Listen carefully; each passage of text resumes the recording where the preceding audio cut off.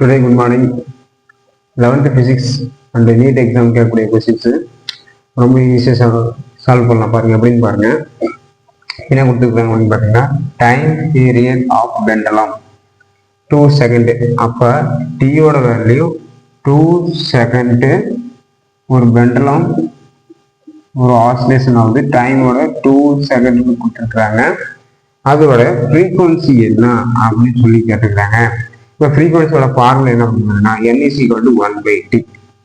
அப்போ n is equal to 1, டீயோட value 2 second. அப்போ 1/2 என்ன எடுப்பாங்க, 0.5. ஃப்ரீக்வன்சியோட யூனிட் வந்து பார்த்தீங்கன்னா ஹெச்.